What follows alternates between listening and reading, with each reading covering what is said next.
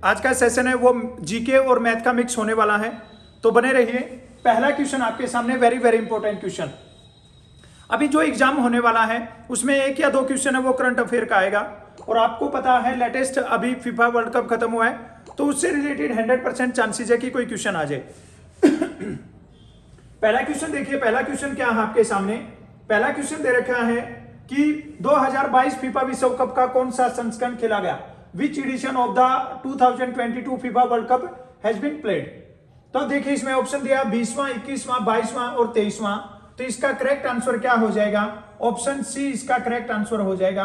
अभी जो FIFA World cup खेला गया है वो कौन सा संस्करण था, 22वां था। एक बात और ध्यान में रखनी है, इसमें जो विजेता बना है, विनर टीम है, तो वो विनर टीम कौन सी बनी है, अर्जेंटीना बनी है भाई, ठीक है, ये याद रखना है। और जो रनर अप है, उप विजेता जिसको बोल रहे हैं हम, तो वो कौन वो है फ्रांस की टीम, ठीक है। तो ये याद रखना है। पूछ सकते हैं कि फीफा वर्ल्ड कप 2022 का खिताब किसने जीता, तो वो किसने जीता, अर्जेंटीना ने। उप विजेता कौन रहा, फ्रांस। और ये आपका कहां पे हुआ था, ये कतर में हुआ था, ये भी ध्यान रखना है ये, ठीक है। चलिए अगला क्वेश्चन देखते हैं। ये एक आर्मी का जो एग्जाम होता है ना, उसका सदाबहार क्वेश्चन है ये। आपको ऑलमोस्ट एग्जाम में जिस भी टाइम पे जो एग्जाम होते हैं उनमें ये देखने को मिलता है, या तो इंडिया गेट पूछते हैं और फिर या पूछते हैं गेटवे ऑफ इंडिया। इनमें से कोई दोनों में से एक क्वेश्चन है वो 100% आता है, या तो इंडिया गेट पूछते हैं या गेटवे ऑफ इंडिया। अगर इंडिया गेट पूछा जाता है तो इसका करेक्ट आंसर क्या हो जाएगा, दिल्ली में है इंडिया गेट। इंडिया गेट कहां पे है, दिल्ली में। और अगर गेटवे ऑफ इंडिया की बात आती है तो गेटवे ऑफ इंडिया कहां पर है, ये मुंबई में है। तो ये याद रखना, बहुत इंपॉर्टेंट क्वेश्चन है ये। इसके बाद में देखिए, name of the movement started by the Annie Besant and Lokmanya Tilak. Annie Besant और लोकमान्य तिलक द्वारा चलाए गए आंदोलन का नाम क्या था। भारत छोड़ो आंदोलन हमें पता है किसने चलाया था, महात्मा गांधी ने। भारत छोड़ो आंदोलन का तो हमें पता है किसने चलाया था, महात्मा गांधी ने। उसके बाद में रोल एक्ट है, ये भी किसने चलाया था, महात्मा गांधी ने। तो इसका आंसर क्या हो जाएगा, होम रूल हो जाएगा। यह आंदोलन किसने चलाया था, लोकमान्य तिलक द्वारा, और एनी बेसेंट के द्वारा चला गया था होम रूल। और असहयोग आंदोलन है, ये भी किसके द्वारा चला गया था, ये भी महात्मा गांधी ने ही चलाया था। तो याद रखना, वेरी वेरी इंपॉर्टेंट क्वेश्चन है। नेक्स्ट क्वेश्चन देखिए, अमरकंटक में कौन सी नदी का उद्गम होता है, विच रिवर ओरिजिनेट्स इन अमरकंटक, ठीक है। तो अमरकंटक से सोन नदी, महानदी, गोदावरी, नर्मदा। तो इसका करेक्ट आंसर क्या हो जाएगा, ऑप्शन डी इसका करेक्ट आंसर हो जाएगा, नर्मदा नदी का। अगला क्वेश्चन देखिए भाई, वेरी वेरी इंपॉर्टेंट क्वेश्चन है, द कैपिटल ऑफ अफगानिस्तान, ठीक है। अफगानिस्तान की राजधानी क्या है, तो अफगानिस्तान की राजधानी तेहरान, लाहौर, काबुल, बगदाद। कौन सी हो जाएगी, ये काबुल है, ये किसकी राजधानी है, ये अफगानिस्तान की राजधानी है। अगर तेहरान की बात करें तो तेहरान किसकी राजधानी है, ये है ईरान की। लाहौर है, ये किसी की राजधानी नहीं है, लेकिन ये पाकिस्तान का एक शहर है ये। और बगदाद है, वो किसकी राजधानी है, ये है इराक की राजधानी। तो ये याद रखना है, अगर तेहरान आता है तो ये ज्यादातर एग्जाम में यही पूछे जाते हैं, ये 3 में से ही, ठीक है। तेहरान ईरान की है, काबुल अफगानिस्तान, और इराक की क्या है, बगदाद है। नेक्स्ट क्वेश्चन देखिए, name of the home minister of India, Bharat के गृह मंत्री का नाम क्या है, तो गृह मंत्री राजनाथ सिंह। तो राजनाथ सिंह आपको पता होना चाहिए, राजनाथ सिंह कौन है, डिफेंस मिनिस्टर है भाई, रक्षा मंत्री, याद रखना है इसको भी। रक्षा मंत्री कौन है, राजनाथ सिंह। और भारत के जो होम मिनिस्टर है वो कौन हो जाएंगे, अमित शाह हो जाएंगे। तो इसका करेक्ट आंसर क्या हो जाएगा, अमित शाह। नेक्स्ट क्वेश्चन आपका, which among the following Indian state do not have a railway station. कौन सा भारतीय राज्य ऐसा है जिसमें एक भी रेलवे स्टेशन नहीं है, हिमाचल प्रदेश, गोवा, नागालैंड, सिक्किम। तो इसका करेक्ट आंसर क्या हो जाएगा, सिक्किम भारत का एक ऐसा स्टेट है जहां पे एक भी रेलवे स्टेशन नहीं है। अगला क्वेश्चन देखिए, who was the first Indian actors to receive the Padma Shri awards. कौन सी प्रथम भारतीय अभिनेत्री है जिन्हें पद्म श्री पुरस्कार से सम्मानित किया गया, मधुबाला, मीना कुमारी, समिता पटेल और नरगिस दत्त। तो इसका करेक्ट आंसर क्या हो जाएगा आपका, नरगिस दत्त हो जाएगा, ऑप्शन डी इसका करेक्ट आंसर हो जाएगा। चलिए नेक्स्ट क्वेश्चन देखते हैं, Barabati fort in which state of India. Barabati किला है वो भारत के किस राज्य में है, मध्य प्रदेश में, ओडिशा में, असम में, बिहार में। तो तो जो बाराबाती किला है वो कहां पर है, वो उड़ीसा में। और अगर शहर का नाम पूछा जाता है तो उड़ीसा के कटक शहर में है, ये याद रखना है। उड़ीसा के कटक शहर में क्या है, बाराबाती किला है भाई। नेक्स्ट क्वेश्चन देखिए, गांधी जी ने करो या मरो का नारा, slogan of do and die, ठीक है, डू और डाई का स्लोगन है वो कब दिया था? खिलाफत आंदोलन में, भारत छोड़ो आंदोलन, सविनय अवज्ञा आंदोलन, असहयोग आंदोलन।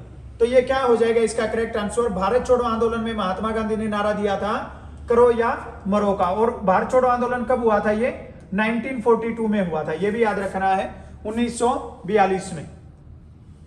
उसके बाद में अगला क्वेश्चन है, who has been made the national ambassador of TB free India campaigns? TB मुक्त भारत कैंपेन का नेशनल एम्बेसडर किसे बनाया गया? अक्षय कुमार को, मनिका बत्रा, दीपा मलिक, सुरेश रैना। तो इसका करेक्ट आंसर क्या हो जाएगा?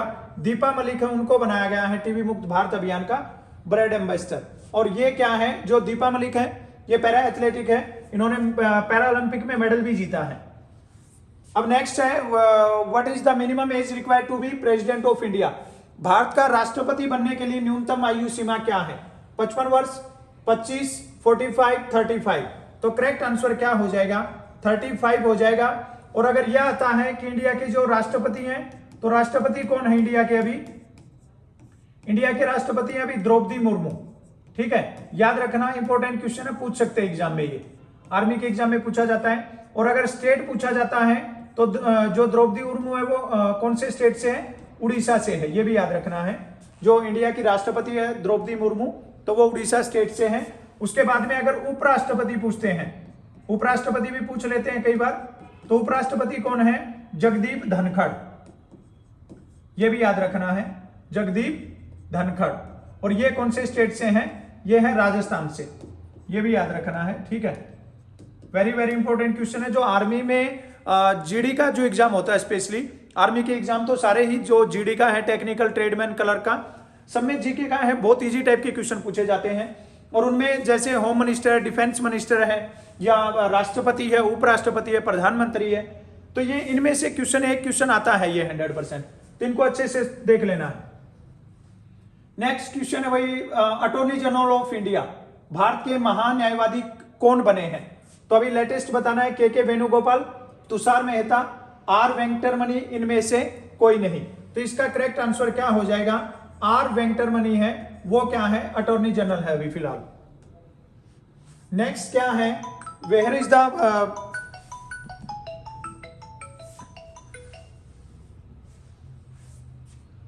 ये where is the Bhabha atomic research centre, ठीक है सर, एक बार क्लास चल रही है।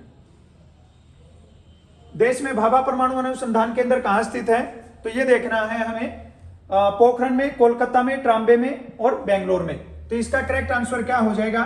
ट्राम्बे हो जाएगा। और ट्राम्बे कहां पर है? महाराष्ट्र में, ये आपको पता होना चाहिए। ट्राम्बे कहां पर है? ये महाराष्ट्र में है भाई, ठीक है।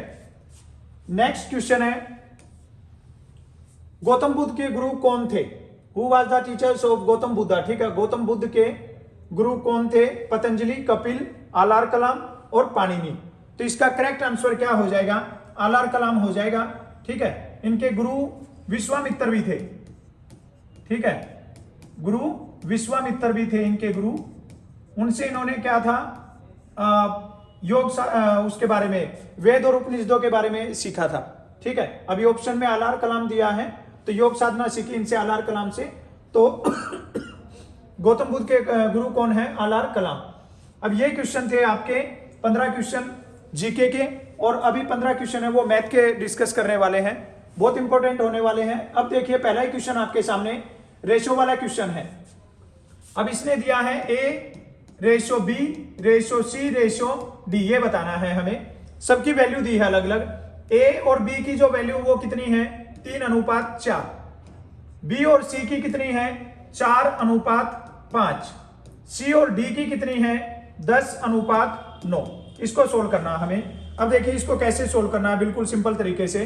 अब आपको सामने कोई भी नंबर नहीं दिख रहा है, तो यहां पे जो सामने वाला नंबर है वही लिख दीजिए। तो यहां पे क्या हो जाएगा? 4। यहां पे कुछ नहीं दिख रहा है, तो यहां पे क्या है? 5। और इस साइड क्या है? खाली जगह के सामने 4।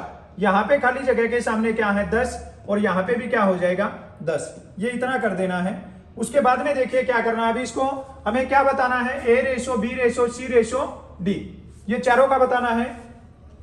तो ये लॉन्ग मल्टीप्लाई हो जाएगा, ज्यादा टाइम लगेगा। तो आपको क्या करना है, 10 सब में है, यहां पे कट जाएगा 10, अब इसमें नहीं है। तो अब देखिए यहां पे इसमें 5 दूनी 10 होता है, तो यहां पे 2 कट जाएगा, क्या बचेगा, 5 और 2 कट जाएगा, ये 5 दूनी 10 हो गया। ठीक है, अब देखिए यहां पे काटना चाहो तो 2 को भी काट सकते हो, ये 2 कट जाएगा यहां से, यहां पे क्या बचेगा 2, यहां पे भी क्या बचेगा 2, और यहां पे भी क्या बचेगा 2।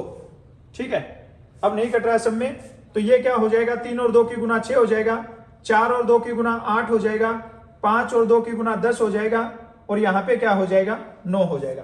6, 8, 10, 9। अब देख लो इनमें से कौन सा ऑप्शन है, 6, 8, 10, 9। तो आपका करेक्ट आंसर क्या हो जाएगा, ऑप्शन सी, 6:8:10:9 इसका करेक्ट आंसर हो जाएगा।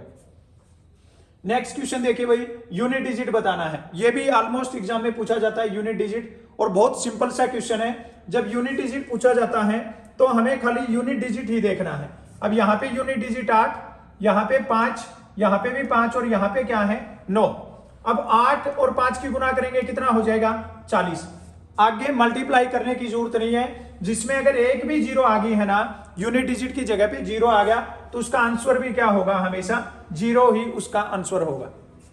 चलिए नेक्स्ट क्वेश्चन देखते हैं। ये नेक्स्ट क्वेश्चन दे रखा है, किसी संख्या के 2 अंकों का जोड़ 9 है। जब 9 को उस संख्या से घटाया जाता है तब अंक अपनी जगह बदल लेते हैं, तो संख्या क्या है।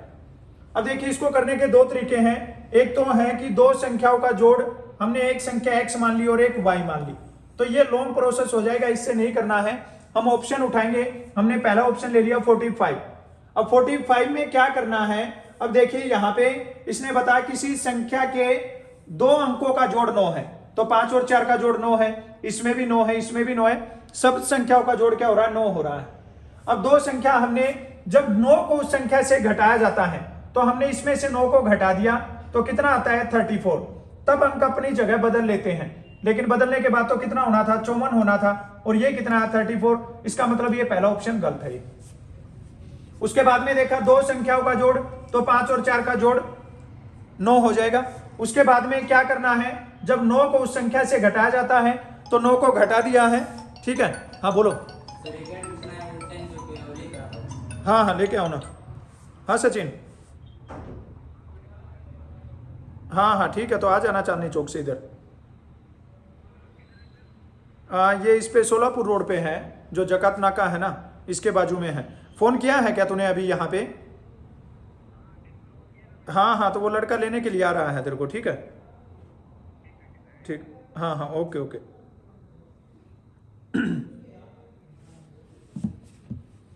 अब देखिए 5 और 4 को जोड़ेंगे कितना हो जाएगा 9 हो जाएगा, और 54 में से 9 को अगर माइनस करेंगे तो ये कितना हो जाएगा 45 हो जाएगा। यही बात बोल रहा था, वो नंबर क्या कर लेते हैं, अपनी जगह बदल लेते हैं। तो 54 को जगह बदलने पे क्या होना था 45, तो अपना करेक्ट आंसर क्या हो जाएगा, ऑप्शन बी 54 इसका करेक्ट आंसर हो जाएगा।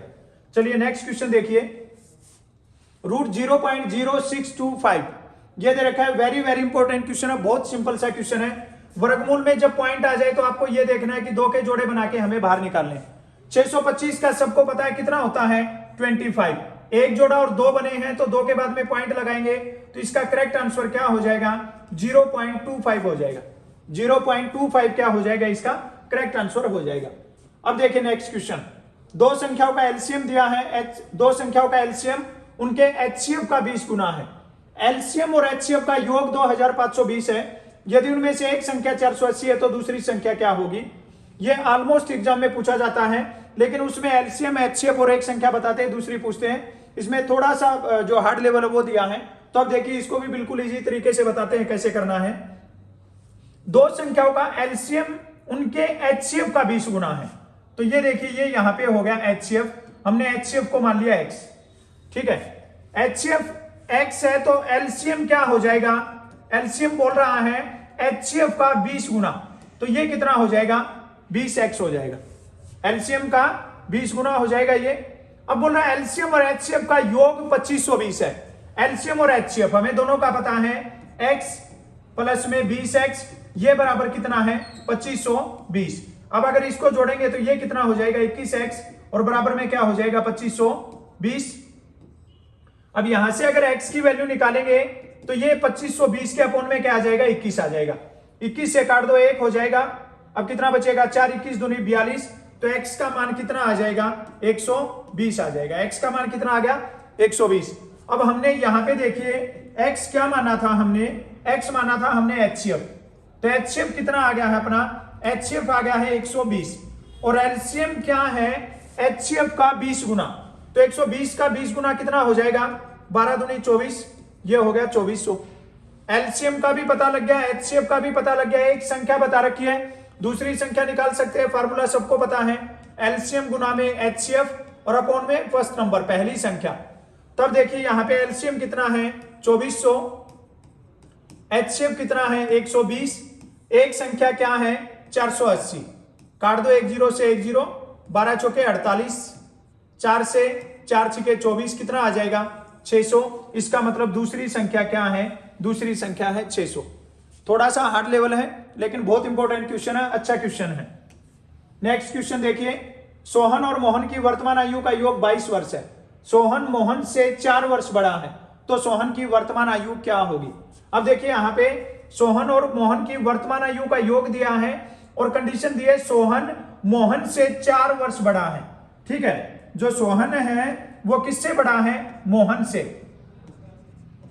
दो लड़के हैं सोहन और मोहन, सोहन मोहन से 4 वर्ष बड़ा है, तो मोहन की x है तो इसकी कितनी हो जाएगी x प्लस 4। दोनों की वर्तमान आयु का योग कितना है 22, जोड़ दो यहां पे, दोनों का जोड़ कितना हो जाएगा 22, तो ये हो जाएगा 2x प्लस में 4 और बराबर में क्या होगा 22। अब 2x बराबर में 22, 4 उधर जाके माइनस का क्या होगा 18, काट दो किस पे कट जाएगा 9 पे, x का मान कितना आ गया 9। x हमने किसकी आयु मानी थी, यहां पे x मानी थी हमने मोहन की आयु, तो मोहन की आयु कितनी आ गई 9। और हमसे पूछा किसका है, सोहन की वर्तमान आयु पूछा है, तो सोहन की क्या थी आयु x प्लस में 4, तो 9 प्लस में 4 कितना हो जाएगा 13, इसका करेक्ट आंसर हो जाएगा। 9 भी दिया ऑप्शन में, ध्यान देना है, करेक्ट आंसर क्या हो जाएगा 13 हो जाएगा। अगर मोहन की पूछते तो 9 हो जाता और सोहन की पूछते तो 13 हो जाएगा। नेक्स्ट क्वेश्चन देखिए, बहुत सिंपल सा मेथड है इस क्वेश्चन को करने का। ये क्वेश्चन है भाई, 10 व्यक्तियों के समूह में एक 60 kg का आदमी है, उसको हटा के दूसरा व्यक्ति उसके स्थान पे आ गया। पहली कंडीशन ये कि 10 आदमी थे, एक आदमी बाहर गया, दूसरा आदमी आ गया, तो नंबर में कोई चेंज नहीं आएगा, वही सेम रहेगा। दूसरा व्यक्ति आने से क्या हो गया, सबका जो औसत भार है ना वो 1 kg बढ़ गया, तो हमें बताना है नए व्यक्ति का भार कितना है। अब देखिए टोटल आदमी कितने थे 10, एक आदमी गया एक आदमी आया, कोई फर्क नहीं पड़ेगा संख्या पे। औसत भार कितना बढ़ गया 1 kg, तो एक आदमी का भार अगर 1 kg बढ़ता है तो 10 आदमियों का भार कितना बढ़ जाएगा 10 kg। जो गया उसका कितना था 60, तो 60 प्लस में क्या हो जाएगा 10 हो जाएगा और इसका करेक्ट आंसर क्या हो जाएगा 70 kg हो जाएगा। चलिए नेक्स्ट क्वेश्चन देखते हैं। सीता की आय गीता की आय से 10% कम है, तो बताइए गीता की आय सीता की आय से कितने प्रतिशत अधिक है। अब जो हमने दिन में क्लास की थी उसमें भी था ये, ठीक है, तो ये कंटिन्यू एग्जाम में पूछते हैं ये। अब देखिए क्या बोल रहा है 10% कम, यहां पे लिख दो सबसे पहले 10। अगर कम बोलता है तो 100 में माइनस कर दो और अधिक बोलता है तो 100 में प्लस कर दो, तो यहां पे क्या हो जाएगा 90 और गुना में क्या हो जाएगा 100। 1 0 से 1 0 कैंसिल हो जाएगा, क्या बचेगा 100 अपॉन में 9। अब 100 अपॉन में 9 ऑप्शन में नहीं है, तो हम क्या करेंगे 100 को 9 से डिवाइड कर देंगे, किस पे जाएगा 1 पे, फिर 1 बचेगा 0, फिर 1 पे 1 बचेगा, तो कितना हो जाएगा 11 1/9, इसका करेक्ट आंसर हो जाएगा ऑप्शन सी 11 1/9। नेक्स्ट क्वेश्चन देखिए, एक कुर्सी की लागत कीमत 180 रुपए है, उसे 216 रुपए में बेचा गया, तो लाभ प्रतिशत क्या होगा। ठीक है, अब ये जो लागत कीमत है इसका मतलब क्या होता है कॉस्ट प्राइस, क्रय मूल्य है उसका 180 और 216 रुपए ये क्या है सेलिंग प्राइस। हमें लाभ प्रतिशत बताना है, तो लाभ प्रतिशत निकालने का फार्मूला सबको पता है। अगर प्रॉफिट परसेंटेज निकालना है तो फार्मूला क्या होता है लाभ गुना में 100 और अपॉन में क्या होता है क्रय मूल्य कॉस्ट प्राइस, क्या होता है प्रॉफिट इंटू में 100 और अपॉन में सीपी, ये फार्मूला होता है। तो अब देखिए 180 रुपए में खरीदा और 216 रुपए में बेच दिया, तो कितने रुपए का लाभ हो गया 20 और 16 कितना हो जाएगा 36 का, 36 रुपए का लाभ हो गया। गुना में क्या करना है 100 और इसका कॉस्ट प्राइस कितना है 180। 10 से 10 कैंसिल हो जाएगा, 18 से 18 दूनी 36, 2 और 10 की गुना कितना हो जाएगा 20%। इसका करेक्ट आंसर हो जाएगा कि उसको 20% का लाभ हुआ। चलिए नेक्स्ट क्वेश्चन देखते हैं। 1000 का 15% का 1/5 क्या होगा? बहुत सिंपल सा क्वेश्चन है ये। 1000 का 15% का मतलब क्या होगा 100 और का मतलब फिर से मल्टीप्लाई, ये जो ऑफ है ये का है, इसका मतलब क्या होता है मल्टीप्लाई, और क्या हो जाएगा 1/5। ये 2 जीरो यहां से क्या हो जाएंगे कैंसिल हो जाएंगे, 5 से करेंगे किस पे कट जाएगा 3 पे, 3 और 10 की गुना क्या हो जाएगी 30। इसका करेक्ट आंसर हो जाएगा भाई ऑप्शन बी। कंटिन्यू अपनी प्रैक्टिस करिए, अभी टाइम नहीं है आप लोगों के पास में, आज 5 तारीख हो गई है, ठीक है। अभी कंटिन्यू क्लास करिए आप, जो आपके पास में जो भी मैटर अवेलेबल है, जितने भी टेस्ट पेपर वगैरह है आपने ऑलमोस्ट सबने ले लिया होगा, जो टेस्ट सीरीज दी थी सर ने, तो उसको कंटिन्यू करके दीजिए, ठीक है। दूसरा जो पहले क्लास डाल रखी है उन क्लासों को भी कंटिन्यू करिए। आप जितना प्रैक्टिस करेंगे, अभी टाइमिंग देखिए अपनी और उसके अकॉर्डिंग सोल्व करते चलिए, आपका 2023 में 100% सिलेक्शन हो जाएगा सबका। यह है 15 आदमी 8 घंटे प्रतिदिन काम करके 10 दिन में एक बांध बना लेते हैं। 12 आदमी 10 घंटे प्रतिदिन काम करके कितने दिन में बांध को बना लेंगे? तो M1 D1 H1 वाला फार्मूला लगाना है। क्या करना है 15 आदमी कितने घंटे काम करते हैं 8 घंटे, और काम को कितने दिन में कर देते हैं 10 दिन में। हमें क्या बताना है 12 आदमी 10 घंटे काम करके, और क्या बताना है कितने दिन में, D2 बताना है हमें यहाँ पे, ठीक है। तो ये देखिए 10 से क्या हो जाएगा 10 कैंसिल हो जाएगा, 4 से 4 दूनी 8 और 4 तिये 12, 3 से 1 और 3 पांचे 15, 5 और 2 की गुना क्या हो जाएगी 10 बराबर D2, मतलब कितने दिन में 10 दिन में। ऑप्शन सी करेक्ट आंसर हो जाएगा 10 दिन में। टाइम एंड वर्क वाला आएगा पक्का। एक व्यक्ति स्थान ए से स्थान बी तक 12 किलोमीटर प्रति घंटा की चाल से जाता है, जबकि 15 किलोमीटर प्रति घंटा की चाल से वापस आता है, औसत चाल क्या होगी? अब देखिए औसत चाल जब भी आती है ना, तो बच्चे क्या करते हैं 12 प्लस में 15 और उसको डिवाइड कर देते हैं 2 से, ठीक है। ऑप्शन में भी मिल जाता है ये, लेकिन ये गलत हो जाएगा ये। जब इस टाइप का क्वेश्चन देते हैं और हमें डिस्टेंस नहीं बताया जाता है, तो उस टाइम पे एवरेज का हमें ये फार्मूला नहीं लगाना है। उस टाइम पे हमें एवरेज का कौन सा फार्मूला लगाना है 2xy अपॉन में x प्लस y, ये फार्मूला याद रखना है। आर्मी की एग्जाम का एक सदाबहार क्वेश्चन है कि एक आदमी 6 किलोमीटर पर आवर की चाल से जाता है और 4 किलोमीटर पर आवर की चाल से वापस आता है, तो औसत चाल क्या होगी? बच्चे 6 को और 4 को जोड़ते हैं 10, 2 से डिवाइड करते हैं, क्या कर दिया 5। ये नहीं होगा, ये ध्यान रखना है 2xy अपॉन में x प्लस y। तो 2 इंटू में x कितना हो जाएगा 12 और y कितना हो जाएगा 15, अपॉन में दोनों का जोड़ कितना हो जाएगा 27। 3 से काट दो, 3 चौके 12 हो जाएगा और 3 से 9 हो जाएगा, फिर 3 से कटेगा 3 और 3 से कितना होगा 5। अब नहीं कटता है तो ये 2 चौके 8 और 8 पांचे कितना हो जाएगा 40, 40 अपॉन में 3 हो जाएगा, 40 अपॉन में 3 किलोमीटर। ऑप्शन में नहीं है तो अब क्या करना है 40 को 3 से डिवाइड कर देना है। 1 पे जाएगा 1 बचेगा, फिर 3 पे जाएगा 9, 1 बचेगा, ये 1 ऊपर चला जाएगा, 13 से 1/3% क्या हो जाएगा इसका करेक्ट आंसर हो जाएगा किलोमीटर पर आवर। 13 1/3, ये ऑप्शन बी करेक्ट आंसर हो जाएगा। बहुत इंपॉर्टेंट क्वेश्चन है, ध्यान से देख लेना, ये फार्मूला याद रखना है 2xy अपॉन में x प्लस y। चलिए नेक्स्ट क्वेश्चन देखिए।